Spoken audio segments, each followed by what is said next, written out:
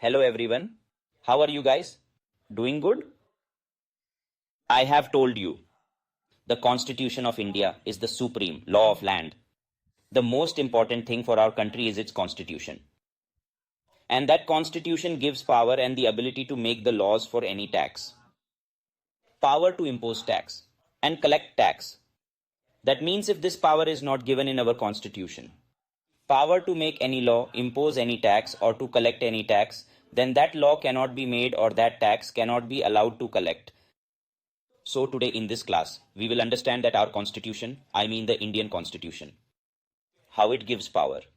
Where is it all mentioned in the Constitution of India? That in income tax, how tax revenue can be collected, how it's collected through GST, we will discuss it all. And I also remember I explained that our nation is a republic country.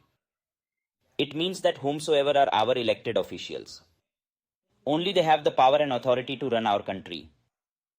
Right? So who will be administrating all of this? The people we have elected. Right? Our elected officials are the central and the state government. So who is it that has the power? To whom does the constitution gives power? Alright, who has the power to make various sort of laws? From which laws comes the power to collect taxes? Right? And where is all this present in our constitution? Today we are going to discuss all of that in detail. Okay? Administration and relevant procedures. In India, the constitution came into effect in the year 1950 on 26th January. I hope you know when our constitution was made. January 26th, 1950. It is supreme and is the highest. This is the most regarded and highest law. And all the laws and government actions are subordinate to the constitution. All the actions of our government. The power of those actions is in the constitution. So, the power to enact and enforce all the laws is within the constitution. Constitution has power, hence machinery of administration works. A clear understanding of the concept is vital for any discussion on taxation matters as power to levy and collection of taxes derived from constitution. If it is found that any act, rule, notification of government order is not according to constitution, then it is illegal or void. If any of the law is made, if the government issues an order that is not authorized by the constitution, then that order is considered as null and void. There is no such law or order, that law has no meaning and that order given by government has no meaning. So any order of the government or say, any of the laws are valid only when the constitution provides the power for it. The sources and authority of taxes in India. We don't have to look at entire constitution. We just need to see where power related to tax is mentioned in constitution. So you need to go to the 7th schedule in article 246. All the things mentioned in the constitution have been written like this. Article 1 is the first. Then article 2, article 3 and so on. All these articles deal with different matters. Now in this article 246, first there is some text, then there are some schedule and some charts. Okay. The 7th schedule present in the article 246, so you will need to remember it in this way as 7th schedule in article 246. In which article? In article 246 of the constitution. There are 3 lists given in the 7th schedule. List 1, 2 and 3. Union list, state list, concurrent list. If you remember, you must have studied all this in civics. The 7th schedule of article 246 contains 3 lists. List 1, list 2, list 3. First list is union list. Second list is the state list and the third is the concurrent list. What is the union list? List 1, the union list, includes matters with respect to which the central government has power. Union list is matter in respect of which power is with central government. Which power? Whatever matter lies, its complete administration and management. That means all laws related will be made by government. Its entire administration. Okay? Then, if it related to tax, that matter is related to tax. In that case, tax collection will be done by whom? Central government. Okay, actually there are many matters in which money is not concerned, like if we say, who will be managing the defense? So if central government manages defense, then money will be spent, not earned. There are some matters on which government only administrates, and some matters which includes tax collection as well, like who deals with income tax. We will say that the central government will administer the income tax and also its collection. Okay. Many matters are listed in list 1 are those whose power is with central government for administration, and if it is tax, then for its collection. List 2 is the state list. All the matters that exists are mentioned in this list. Powers related to the matters enlisted in list 2. Who has those powers? The state government. Which power is it? The power of administration, and if that is tax, then tax collection.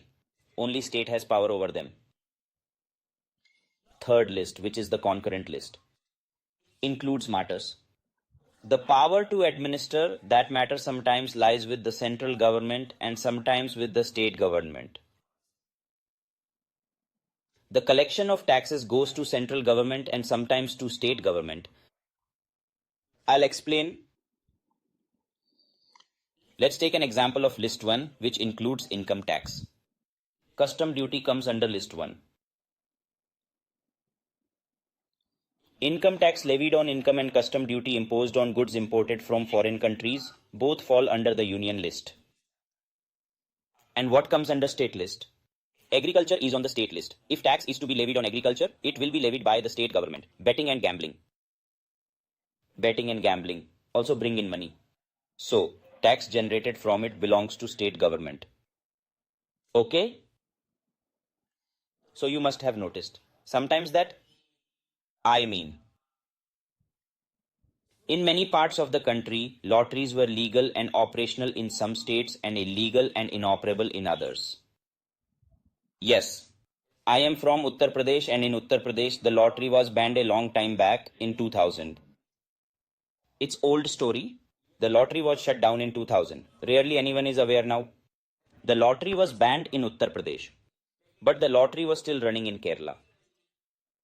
Okay, so lotteries still operate. As it is a state matter, state government decides whether to allow it and receive tax accordingly. Let's discuss an item of concurrent list, stamp duty. When is the stamp duty? I mean the stamp paper is applicable. It is applicable if you create a partnership deed or a rent agreement. If you buy a property, it's applied. Some require more stamp paper and some require less. So, the stamp duty is paid for many reasons. Sometimes, there are certain stamp duties for some actions. Those stamp duties belong to central government, and if you are applying stamp duty for other actions, then it belongs to state government. For example, if you create a partnership agreement, it is already decided whether it belongs to central government or state government. If you registered your land, then to whom the stamp duty will go, either the central government or the state government. This is decided. Meaning, the revenue from stamp duty goes to both central and state government. But the same revenue is not divided. If I bought a stamp paper worth 100 rupees to make a partnership agreement, so this rupees 100, whether it will be the central government or the state government, that decision is already made as to which one will get which stamp duty. It's not like we bought stamp paper for 100 rupees and both central and state government gets a little parts of it. It is not like that. The money from the partnership deed is already decided that whether it will go to the central or the state government. Are you understanding what I am saying? That whatever items are present in the concurrent list, there are further classification to it, that in which respective areas it will be given to which government. Items of union list belong to central government. Items of state list belong to state government. Is it clear? So you already knew this. I tried to give further clarity. Okay. Now list 1 is only a list in which there are various matters mentioned for better understanding. Okay. And in Article 246, it is clearly stated that which government has the power of which list respectively. So, in Section 1 of Article 246, it is stated in Section 1 of Article 246, powers with respect to union list belongs to central government. In Article 246, 2, It is written that powers lying in this list can be with both the central government and the state government. Sometimes the central government exercises power and sometimes the state government. Okay? This is written in Article 246.2. Article 246.3 briefly explains about the list 2. Please understand carefully, it is written that in the 7th schedule there is a list. Article 246. This is Article 246. Inside this is Article 246.1. Write it in this manner, Article 246.2, Article 246.3. And then there are many schedules in it within Article 246 itself. Schedule 1, Schedule 2 and Schedule 3, and each schedule has different things explained in it. We go directly to the Schedule 7. Okay? 7. There are 3 lists in Schedule 7, List 1, List 2 and List 3. Clear? Every list contains some items individually, as mentioned in the schedule. Here the Article 246, it says that whatever is listed in List 1, its power belongs to the central government. This is written. Power to legislate anything in List 3 belongs to state governments, says Article 246.2. What is there in Article 246.3? It says that the power to legislate anything in List 2 belongs to central government or else the state government. So sometimes the central government and sometimes the state government, if we have to write this clearly, we will write sometimes the central government, then, and sometimes the state government. Like stamp duty, sometimes the central government gets it and sometimes the state government gets it. Some things central government gets and state government get others. Is it clear? The power of the central and state governments to levy taxes. The Article 246.1 gives power to the central government for List 1. In Article 246.2 gives power to the central or state governments with respect to List 3. And here, students make mistakes. So look, the Article 246.2, it mentions about List 3. Okay, and in Article 246.3, List 2 is mentioned. Don't get confused. If an MCQ question appears in the exam, it can possibly confuse you. State government holds the power in List 2. The 7th schedule only has lists. It has lists numbered 1, 2, 3 with matters mentioned. In this matter, who has the power, that is written in the article. Hope you correlated to this. Now I have a question for students. GST belongs to which list? Which list would it be? You may not know, but try to guess. 1, 2 or 3. If first, then central government has power, or if list 2, then state government. Or else either the central and state government will have the power. So I would like to tell you that neither GST is present in list number 1, nor on list number 2, and not in list 3. If it is not in any of these, then where is GST present? How is this tax being collected? The GST is a law that was made for a revenue collection that was never done in our country before. It is a different kind of law. Let me explain what this is. If you buy anything, suppose an item for 100 rupees and there is an 18% GST rate on it. If the GST rate on this is 18%, then did you notice CGST 9% is levied on it and 9% SGST if you bought it within the state. Okay, if there is more information than I have given here, please keep the information with you for now. Okay, don't let it go outside, it will flap. Okay. And if you don't know, then listen carefully. You can pick any bill of goods that you have recently purchased, just take a look at it to observe that. If the GST rate is 18%, then CGST and SGST will be levied on it. 9% each. If there is a 12% GST, then 6% will be charged by both. So what it will be, this will be 90 rupees here and this will be 90 on this side as well. Okay. Sorry, it will be 9 rupees. 9 rupees on each side will give a total of 118. You must have noticed that GST is a tax where both the central and state government gets revenue. In our country, there are 3 types of lists. List 1 states central government gets it. List 2 belongs to state government and third says either the central or the state. Both can't get at the same time, right? I explained that the stamp paper is generating revenue, so this money will either go to the state government or the central government. We will have to decide. It is already decided for what purpose the stamp paper is for. For what purpose or agreement was the stamp paper purchased? On that basis that it will be decided. But here's the difference. The concern here is entirely different. And the difference is that in every transaction, central and the state government gets money. List 1 was central, list 2 was state government, and this was for either of the two governments. GST is an item where revenue will go separately to both the central government and the state government. There was no system for and in our country until now.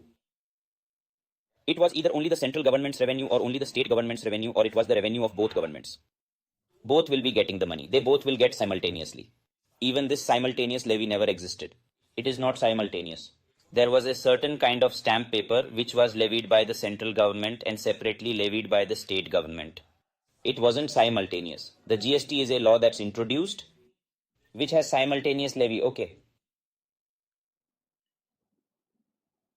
Simultaneous levy. The tax is being levied by the central and state governments. We studied direct and indirect taxes. But also, I have brought to you to the origin of GST along with this. Rest we will see in the next class. So, then they had to introduce the Article 246A. A new article had to be added to our constitution. Article 246A. Because this was not in our constitution until now, we could not insert it in any list. Hence, a new article was then created called 246A, under which GST was introduced. Okay, and here the power is given to both the central government and the state government to levy taxes. Right? So now, this was a brief concept of indirect taxes. Within the process of learning GST, we got an idea of what direct tax and indirect tax are. Where does the power lie? And GST is not found in any existing lists. This was very important to understand. Right? A new article was introduced in the Constitution for explaining the GST in brief. We will talk about the origin of GST in the next class. Today's class ends here. Before that, let's solve a few MCQs, which are based on this chapter.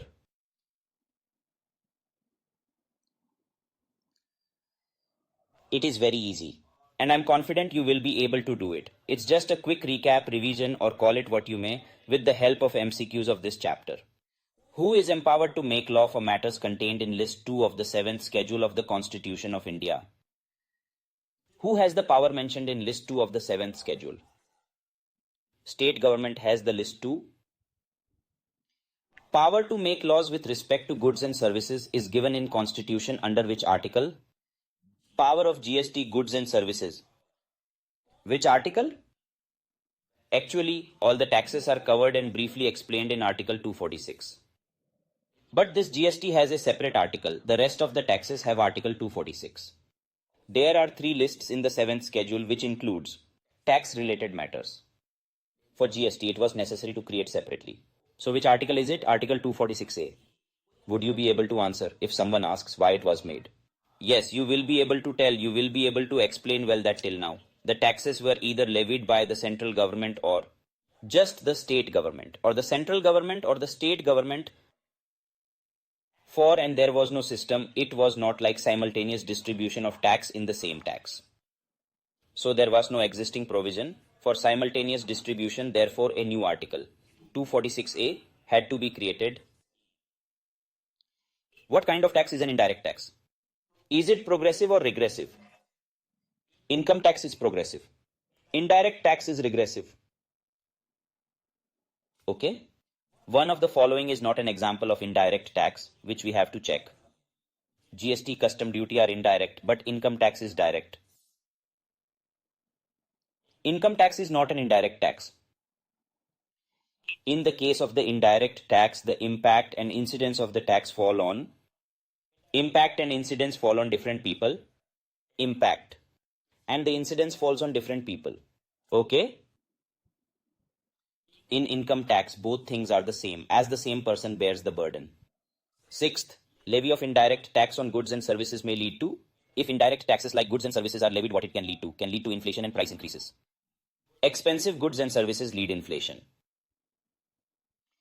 List 1 of the Constitution contains matters in respect of which dash has right to make laws. Who can make law on the matters of list 1? Central government can make law. So A is the correct answer. Right? Alright, so that was all for the first chapter. I hope you all had a wonderful time. And we will now conclude the session with the first chapter of the concept of indirect taxes.